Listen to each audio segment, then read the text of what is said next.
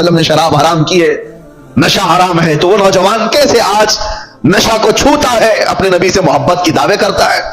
मोहब्बत है ही नहीं, इश्क की बात ही नहीं। राई के दाने के बराबर भी अगर दिलों के अंदर ईमान हो, मेरे आका से मोहब्बत हो, तो आ जाओ, बाज आ जाओ मेरे अजीजों। ऐ नौजवानों, वक्त बहुत तेजी से ढल रहा है, आपको पता भी नहीं। आज मैं इस मकाम पर आपके सामने खड़ा हूं, आपको अंदाजा है, मुझे तो कुछ नया नहीं लगता, लेकिन 10 साल के बाद हम यहां खड़े हैं। 10 साल गुजर चुके हैं।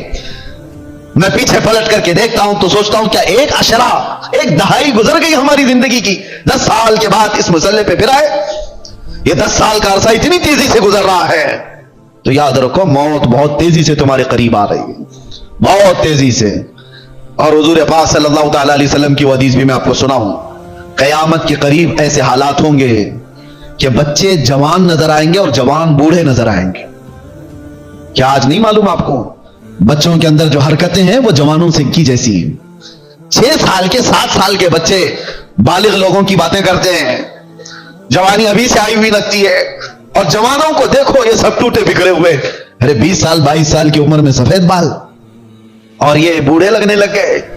इनकी जिंदगियां 30 साल को जाते जाते रिटायर्ड हो गई, घरों के हालात खराब हो गए। कितने ऐसे हैं। अरे जवानी किसको कहा जाता था पता है?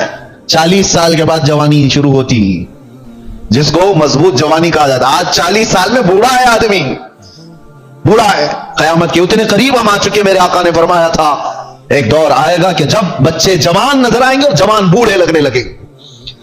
इन हालात का बारीकी से आप मुताला करो मेरे अजीजों। अब हमें तकरीरों के एतबार से कोई एक मुकर्रिर, एक खतीब समझ करके एक ट्रेंड के हिसाब से मत लो।